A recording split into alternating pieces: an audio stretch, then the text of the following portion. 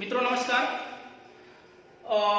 लक्ष्य एकेडमी के इस आपके अपने चैनल पे पुनः आपका स्वागत है। और हम आज इसी वीडियो की कड़ी में एक नया चैप्टर लेके आए हैं और आशा करते हैं बहुत आपको पसंद आएगा। और ध्यान रखिएगा, ये हिंदी का एक मूल जो चैप्टर है, मतलब कहते हैं न्यू। अगर आपने इस न्यू को कंप्लीट कर लिया, संधियों को अगर आपने अच्छे से समझ लिया, तो आप समझिए फिर आपको आधे चैप्टर जो PCS, lower PCS, RO, ARO या बीओ के एग्जाम्स में या वनडे एग्जाम्स में जो टेट है, सीटेट है, वीडियो, लेखपाल है, यहां से जितने भी चैप्टर आपको पूछे जाते हैं उससे आधे से ज्यादा चैप्टर आपके तैयार हो जाएंगे। बस आप संधियों को अच्छे से कर लीजिए। इसलिए मैं आपको बताना चाहूंगा कि कम से कम इसमें 2 से 3 लेक्चर आएंगे। 2 से 3 लेक्चर में ही बन पाएगा, एक में नहीं आ पाएगा। ठीक है। और सबसे अच्छी बात यह है कि आप लोग इस चैनल को देख रहे हैं, सब्सक्राइब कर रहे हैं, लगातार इसका फायदा उठा रहे हैं। इसी कड़ी में आज मैंने एक बच्चे को फोन किया तो मैसेज डाला, तो उसने कहा कि सर एक निगाहें, एक तरफ आपके वीडियो पे निगाहें और एक तरफ कॉपी पे निशाना है, मतलब एक तरफ कॉपी में लिख रहे हैं और आपका वीडियो देख रहे हैं। तो हमने उससे मजाक तौर पे कमेंट किया, हमने कहा कहीं पे निगाहें कहीं पे निशाना। तो उसने पता है बहुत अच्छा जवाब दिया।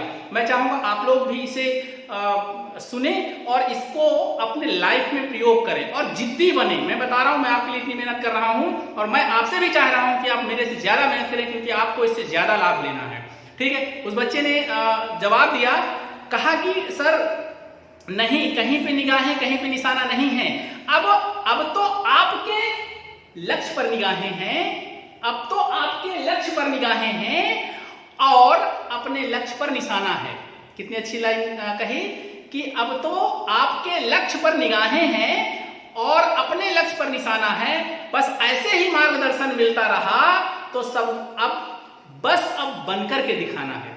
तो मित्रों मैं चाहूंगा कि ये लाइनें आप भी आत्मसात करें। और जिस बच्चे ने कहा है वो बहुत अच्छा है और आप भी अच्छे हैं। बस ये है कि हमें उसकी तरफ से प्रतिक्रिया मिली। और आप भी इस वीडियो को देखिए, देखने के बाद कमेंट करिए, लाइक करिए, सब्सक्राइब करिए और इसका जितना भी बेनिफिट है, जितना भी लाभ है उठाइए और अपने कॉपी में नोट डाउन कर लीजिए और पूरा रट डालिए। और जब तक रटेंगे नहीं, याद नहीं करेंगे, समझेंगे नहीं, तब तक आप कोई भी परीक्षा में अच्छा जो है रिजल्ट नहीं पा सकते हैं। और अच्छे रिजल्ट के लिए हम आपके साथ में हैं। बस आप भी मेहनत करते रहें। जिस तरह से हम पसीना बहा रहे हैं उस तरह से आप भी अपने लिए पसीना बहाते रहिए, तो बहुत अच्छा रिजल्ट मिलेगा। चलिए आज हम लोग बात करते हैं संधियों की। ठीक है। देखिए संधियों को सबसे पहले, अगर संधियों को ध्यान रखिएगा, संधियों को भी हम ट्रिक बेस पे ही समझेंगे। ठीक है। हम कॉन्सेप्ट तो देंगे, बहुत अच्छी तरह से कॉन्सेप्ट देंगे, लेकिन अब यह है कि आप लोग से प्रैक्टिस हम नहीं करा सकते हैं। आप लोग दूर हैं, बैठे बैठे घर पे कर रहे हैं और देश की सेवा कर रहे हैं, तो कोई बात नहीं, हम जितना आपको वीडियो दे सकते हैं उतना हम देंगे, जितना प्रैक्टिस करा सकते हैं उतना प्रैक्टिस कराएंगे। ये चैनल पूरी तरह से फ्री ऑफ कास्ट है। और अभी हाल ही में बहुत जल्द ही आपके लिए समीक्षा अधिकारी की स्पेशल हिंदी और जीएस की स्पेशल क्लासें भी आपको मिलेगी। और आपको हम चाहेंगे कि जो नंबर इस जो है चैनल पे दिया हुआ है उस नंबर पे आप अपना रजिस्ट्रेशन भी करा सकते हैं, तो आपको आईडी पासवर्ड भेज दिया जाएगा। अन्यथा आपको इस चैनल पे वीडियो मिलते रहेंगे रेगुलर। ठीक है। तो उसमें ये रहेगा कि अगर व्हाट्सएप में आ जाएंगे तो व्हाट्सएप में कुछ पीडीएफ फॉर्म में हम आपको कुछ फाइलें, कुछ मटेरियल्स भी भेजते रहेंगे और फ्री ऑफ कास्ट रहेगा, उसका कोई चार्ज नहीं है। चलिए हम लोग बात करते हैं संधियों की। देखिए संधियों को पहली बात तो समझ लीजिए होता क्या है। संधि मतलब होता है समझौता। संधि मतलब होता है समझौता। समझौते के साथ हम इसमें एक चीज और कर सकते हैं, संयोग। ठीक है। मेल, जो मेल, संयोग और समझौता शब्द है ये संधि के द्वारा ही बनता है। अगर संधि हो रही है तो मतलब मेल हो रहा है, समझौता हो रहा है या संयोग हो रहा है। अब कैसा मेल हो रहा है, कैसा समझौता हो रहा है, ये बड़ी बात है। ठीक है। दो वर्णों के मेल को, दो वर्णों के वर्ण के मेल को हम संधि कहते हैं। ठीक है। दो वर्णों के मेल को हम संधि कहते हैं। और जब संधि को हम अलग करते हैं, संधि को विच्छेद करते हैं, तो ध्यान रखना एक चीज उसमें बहुत महत्वपूर्ण है कि दोनों शब्द, क्योंकि जब विच्छेद करेंगे तो 2 शब्द निकलेंगे, दोनों शब्द सार्थक और अर्थपूर्ण होने चाहिए। ठीक है। उन शब्दों को मिलाने के लिए जो पहले शब्द का अंतिम वर्ण है, अंतिम वर्ण, ठीक है, और दूसरे शब्द का पहला वर्ण आपस में मिलते हैं। ठीक है। और मिलते हैं तो क्या होता है, परिवर्तन होता है। विकार उत्पन्न होता है। विकार क्या होता है? अरे भाई, जब दो शब्द आपस में मिले, दो वर्ण मिलेंगे तो वर्ण विकार उत्पन्न होगा, अर्थात वो कुछ बनेंगे, या तो बनेंगे या तो गायब होंगे, अर्थात या तो लोप हो जाएगा और या तो आगमन हो जाएगा, आगम, ठीक है, या तो लोप हो जाएगा या तो आगमन हो जाएगा। लोप कैसे होगा? जैसे आपने कहा नि प्लस संक, अब इसको जब आप संधि करेंगे तो क्या हो जाएगा? निसंक हो जाएगा। अब निसंक में ये विसर्ग क्या हो गया? गायब हो गया। तो कौन सी विधि है? लोप विधि है। और एक है आगम, जब दो वर्ण मिल करके नए वर्ण का निर्माण कर लेते हैं तो उसे कहते हैं आगम विधि। जैसे हम कहते हैं राजा प्लस इंद्र, ठीक है, क्या होगा? राजेंद्र। अब ये ए आ गया ना, ई और आ मिल करके, तो यहां पर आगम विधि आ गई, अर्थात संधियों का जो मेल होता है, जो परिवर्तन होता है, जो विकार होता है, उस विकार से जो शब्द बनते हैं वो दो प्रकार से होते हैं, एक लोप विधि होती है, एक आगमन विधि होती है।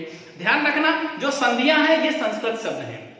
आपको पता है कि जो संधियां थी, जो संस्कृत था, संस्कृत में अधिकतर शब्दों को हम यौगिक शब्द ही रखते थे और उनमें संधियों का सबसे ज्यादा महत्व था, ठीक है। संधियों को पढ़ना क्यों है हिंदी में? वो इसलिए जरूरी है क्योंकि हिंदी में आपको प्रत्यय उपसर्ग पढ़ना होता है, आपको तत्सम तद्भव पढ़ना होता है, आपको विशेष विशेषण पढ़ना होता है, आपको समास और विग्रह पढ़ना होता है, आपको शुद्धियां और अशुद्धियां पढ़नी होती हैं। मैं आपको बताऊंगा संधियों के माध्यम से इन सभी चैप्टरों में कैसे पारंगत हो सकते हैं। आप समझ रहे हैं कि नहीं? हिंदी में अगर आप तत्सम तद्भव पढ़ रहे हैं तो तत्सम का मतलब क्या होता है? संस्कृत। और जो हिंदी में, हिंदी भाषा में जिन शब्दों का, संस्कृत के शब्दों का प्रयोग किया जाता है वही तो तत्सम है। तो तत्सम और तद्भव की पहचान कैसे करेंगे? अगर आप संधियों को पता है, आप संधि जानते हैं, तो तत्सम तद्भव पहचान जाएंगे कि हाँ साहब ये संस्कृत शब्द है और ये देशज शब्द है, ठीक है। उसी तरह से आप जिस तरह से विच्छेद करते हैं, तो विच्छेद के माध्यम से ही, संधि और विच्छेद के माध्यम से ही प्रत्यय और उपसर्ग लगाया जाता है, तो उसकी भी पहचान हो जाएगी, अच्छा इसमें प्रत्यय कौन सा, उपसर्ग कौन सा है। उसी तरह से आप समास और विग्रह करते हैं, उसी तरह से आप जो है विशेषण और विशेष करते हैं। ध्यान रखना, एक चैप्टर बहुत महत्वपूर्ण है, वो है अशुद्धियां, वर्तनी शुद्धि। अगर आप संस्कृत लिखते हैं तो शुद्ध है, तो संस्कृत या तत्सम लिखेंगे कैसे? जब तक आप संधियों का ज्ञान नहीं हो, ठीक है ना। तो संधि युक्त शब्द अधिकतर तत्सम होते हैं, अधिकतर संस्कृत होते हैं। हिंदियों के संधियां भी होती हैं, बहुत कम आपसे पूछी जाती हैं।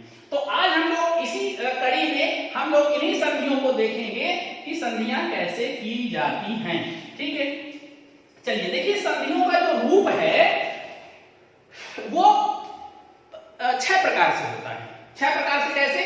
अगर हम कहें कि जब स्वर से मिलेगा, ठीक है, वर्ण की बात कर रहे हैं, तो वर्ण में स्वर, व्यंजन और विसर्ग ये सभी तो आएंगे। तो जब हम कहेंगे स्वर से स्वर का मेल होगा तो बराबर क्या होगी? स्वर संधि होगी, ठीक। एक संधि आपकी हो गई। जब स्वर से व्यंजन का मेल होगा तो कौन सी होगी? व्यंजन संधि होगी। और जब स्वर से विसर्ग का मेल होगा या विसर्ग से स्वर या व्यंजन का मेल होगा तो दोनों स्थिति में विसर्ग संधि हो, ठीक है। यहां पर ध्यान रखिएगा, स्वर और व्यंजन मिल रहे हैं, ठीक है, तो व्यंजन इधर हो सकता है, स्वर इधर हो सकता है, व्यंजन भी हो सकते हैं तो भी व्यंजन संधि होगी। अर्थात हम प्रकार की दृष्टि से देखते हैं तो संधियां कितने प्रकार की होती हैं? संधियां 3 प्रकार की होती हैं। 3 प्रकार की कौन कौन सी? जब स्वर से मिलेंगे तो स्वर संधि, जब व्यंजन से मिलेंगे तो व्यंजन संधि, या स्वर व्यंजन से मिलेंगे तो व्यंजन संधि, और अगर विसर्ग के साथ में कोई भी मिलता है तो वहां पर होगी विसर्ग संधि। मुख्यतः संधियां 3 प्रकार की होती हैं, स्वर संधि, व्यंजन संधि और विसर्ग संधि। आज हम लोग देखेंगे कि स्वर संधियां, अब देखिए वर्ण, अर्थात हम वर्णों को देखने के लिए तो हमें स्वर की जानकारी होनी चाहिए ना, ठीक है, स्वर की जानकारी होनी चाहिए। चलिए घर बैठे हैं भाई, बताइए स्वर कितने होते हैं? स्वर कितने प्रकार के होते हैं? हमें जरा बताइए, ठीक है। हाँ, आवाज आ रही है। कोई कह रहा है कि 2 प्रकार के होते हैं, ठीक है, कोई कह रहा 3 प्रकार के होते हैं। तो 2 प्रकार वाले तो सही है कि एक होता है दीर्घ स्वर, एक होता है ह्रस्व स्वर। लेकिन एक क्वेश्चन और है, स्वर कितने होते हैं? हाँ, तो इसमें कुछ लोग कह रहे हैं 10 होते हैं, कुछ लोग 11 कह रहे हैं, कुछ लोग 13 कह रहे हैं। अब किसकी बात मानी जाए? जो संधियों में प्रयोग होने वाले स्वर हैं वो कौन से वाले हैं, किनकी हम बात करेंगे? तो ध्यान रखिएगा, स्वर ये भी सही है, ये भी सही है, ये भी सही है। बस अंतर क्या है? क्वेश्चन का फॉन्ट बदल जाता है। ये उच्चारण की दृष्टि से है, उच्चारण की दृष्टि से, उच्चारण की दृष्टि से कितने होते हैं? स्वर 10 होते हैं। मूल शब्द, मूल स्वर 11 होते हैं। और लेखनी की दृष्टि से, लेखनी की दृष्टि से स्वरों की संख्या कितनी होती है? 13 होती है। मूल स्वरों की बात हम करेंगे, जो 11 मूल स्वर हैं, इन्हीं के माध्यम से हम आज देखेंगे कि स्वरों को कितने प्रकार से हम जोड़ सकते हैं। और ध्यान रखना, जो स्वर संधि है वो स्वर संधि अपने में भी कितने प्रकार की होती है? 5 प्रकार की। स्वर संधि 5 प्रकार की होती है। स्वर कितने होते हैं? 11। अब ये 11 स्वर हैं, इनके मिलने का तरीका ही बताता है कि इसमें कौन सी संधि बनेगी, ठीक है। जो मिलने का तरीका है, अब उस तरीके पे हम लोग चर्चा करेंगे। और मेरे साथ पहले मैं आपको एक ट्रिक बताऊंगा, उस ट्रिक को याद करिए, फिर एक कहानी सुनाऊंगा। अगर आप ट्रिक याद कर लिए, कहानी सुन लिए, तो मेरा दावा है कि आप कम से कम 70% संधियों को सही कर लेंगे, सिर्फ ट्रिक और कहानी से। रही बात जो है विग्रह करने की, उसको हम प्रयोग कर लेंगे, ठीक है ना। तो चलिए हम लोग देखते हैं कि हाँ, इस स्वर कितने होते हैं। सबसे पहले देखिए, आ होता है, बड़ा आ होता है, ई होती है, बड़ी ई होती है, ऊ होता है, बड़ा ऊ होता है, री होता है, ए, ऐ, ओ, औ। यही मूल स्वर हैं और इन्हीं को हम स्वर, जब हम स्वर संधि का प्रयोग करते हैं तो इन्हीं स्वरों को मिलाते हैं, और मिलाने के बाद जो विकार उत्पन्न होता है उसे कहते हैं नया वर्ण का आगाज हो गया, नया वर्ण बन गया, ठीक है ना। अब देखेंगे जरा, अब हम आपको एक कहानी सुनाते हैं, ठीक है। सबसे पहले स्वर 5 प्रकार के होते हैं, एक चीज और देख लीजिए, फिर उसके बाद हम आपको कहानी सुनाते हैं। स्वर संधियां 5 प्रकार की होती हैं। एक होती है दीर्घ संधि, एक होती है गुण संधि, एक होती है यण संधि, एक होती है वृद्धि संधि, एक होती है अयादि संधि। ये 5 प्रकार की संधियां होती हैं। और पांचों प्रकार की संधियों में जब एक ही प्रकार के स्वर आपस में मिलते हैं तो दीर्घ संधि होती है। कैसे दीर्घ? मतलब होता है बड़ा। अगर आ से आ को मिलाएंगे तो बड़ा आ होगा। अब चाहे बड़ा आ से बड़ा आ को मिलाएं तो भी बड़ा आ होगा, छोटा आ से बड़ा आ को मिलाएंगे तो भी बड़ा आ होगा, और बड़ा आ से छोटा आ को मिलाएंगे तो भी बड़ा आ होगा, ठीक है। ध्यान रखना, इसमें कंडीशन कितनी बनती है। इसमें देखिए, यहां से लेकर के यहां तक दीर्घ स्वर में ज्यादातर क्वेश्चन यहीं से मिल जाते हैं।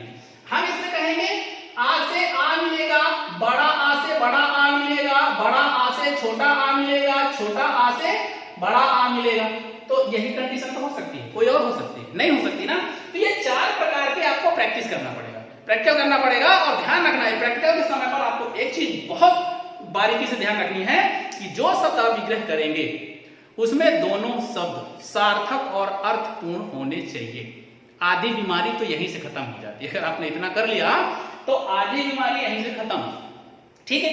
अब देखते हैं हम लोग कि कैसे, एक हम उदाहरण अगर हम देते हैं तो हम कर सकते हैं, जैसे वीरांगना है, ठीक है, वीर प्लस अंगना, ठीक है। उसके बाद में जैसे धर्मार्थ, ठीक, धर्मार्थ क्या होगा? धर्म प्लस अर्थ। तो यहां पर आ हो गया, यहां पर आ हो गया। आप सोचेंगे साहब यहां पर कैसे आ हो गया, यहां तो मां है और आ है।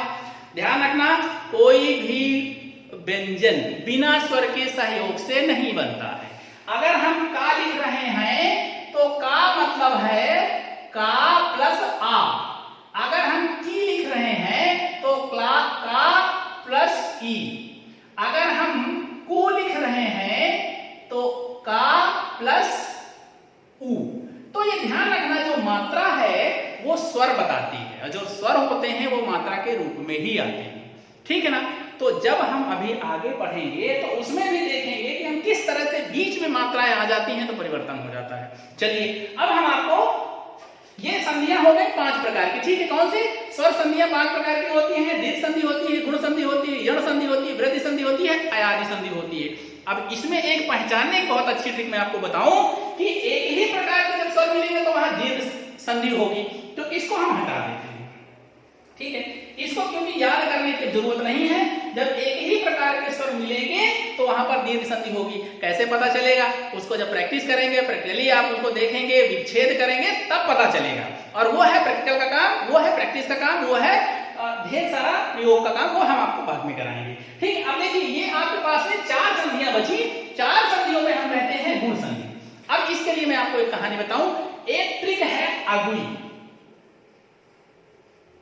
अगुई, और दूसरी है अव्रय, ठीक है। ये आपकी ट्रिक है, और ये ट्रिक क्या है? ये रामबाण है, मैं बता रहा हूं असली बात। ये रामबाण है। कैसे रामबाण है अभी आप देखेंगे। जब आप संधियों को पढ़ते हैं तो संधियों को आप देखते हैं कि अच्छा, संधियां, स्वर संधियां 5 प्रकार की होती है। दीर्घ संधि को निकाल दीजिए। समस्या यही आती है, सबसे ज्यादा जो क्वेश्चन बनते हैं सबसे ज्यादा गलत होते, यही गलत होते हैं। अब देखिए, मैं आपको एक कहानी सुनाऊं। एक परिवार में 8 लोग रहते हैं। कितने? 8 लोग रहते हैं। एक उसमें मुखिया है, दादा है, 3 महिलाएं हैं, 4 पुरुष हैं। मतलब एक दादा है, 3 महिलाएं हैं, 4 पुरुष हैं। जब उस दादा को, जो सीनियर पर्सन है, जब उसको किसी गुण की तलाश होती है तो 3 महिलाओं के पास जाता है। जब कोई गुण उसको चाहिए होता है, किसी भी खाने पाने का गुण या घूमने फिरने का कोई ऐसा गुण चाहिए होता है, तो वो जाता है महिलाओं के पास में, ठीक है ना। गुण चाहिए होता है तो महिलाओं के पास में जाता है। और जब अपनी शक्ति में वृद्धि करनी होती है तो किसके पास जाएगा? 4 पुरुषों के पास जाएगा। वो जो 4 पुरुष है परिवार में, उनसे मिलेगा, और उनसे एक एक करके मिलेगा और बताएगा, भाई आप बताओ तो कैसे शक्ति में वृद्धि होगी। एक तो महिलाओं के पास जाएगा तो गुण मिलेगा, पुरुषों के पास जाएगा तो वृद्धि होगी। किसमें? शक्ति में। अब ध्यान रखना, ये है एक पुरुष, ठीक है, ये जो सीनियर पर्सन है वो है, और ये है महिला, ठीक है। ये 3 महिलाएं हैं। इनसे जब ये खुद जाकर के मिलेंगे तो क्या ढूंढेंगे? गुण ढूंढेंगे, गुण। ध्यान रखना। और ई के पास जाएंगे तो ए नामक गुण मिलेगा, ऊ के पास जाएंगे तो ओ नामक गुण मिलेगा, और ई के पास जाएंगे तो आर नामक गुण मिलेगा। बस ट्रिक यही है, आ गु ई में तीनों को ले लीजिए, ये ट्रिक पूरी होगी। गु मतलब गुण संधि, आ और ई मिलेंगे, आ और ई मिलेंगे तो क्या बनेगा? ए बनेगा, और बीच में आएगा तो मात्रा के रूप में आएगा। वहीं पर आ और ऊ मिलेंगे तो क्या होगा? ओ बनेगा। किसी भी शब्द के बीच में ओ की मात्रा लगी होगी, आप सतर्क हो जाइए कि कहीं ऐसा तो नहीं कि गुण संधि है। और आ और री के बाद क्या लगेगा? आर लगेगा, ठीक है। आर बनेगा तो ये गुण संधि आपकी कंप्लीट। क्या?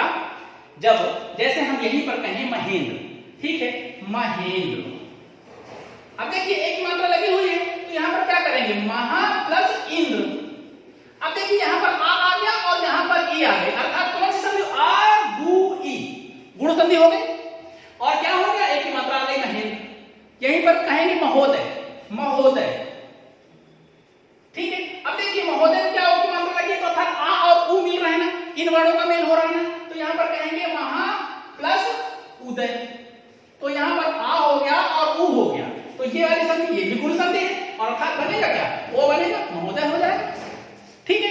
तो इस तरह से आप पूरी की पूरी संधियों को पहचान कर सकते हैं। प्रैक्टिकली हम खूब कराएंगे, चिंता ना करिए। एक एक संधि को वैसे हम डिटेल में भी पढ़ाएंगे, लेकिन अगुई का मतलब होता है आ के साथ गुण संधि तब होगी जब ई उ री मिलेंगे, और इसको आपको याद करना है तो आ ई उ री कर लीजिए, ये है गुण संधि, यहां गुण संधि कर लीजिए।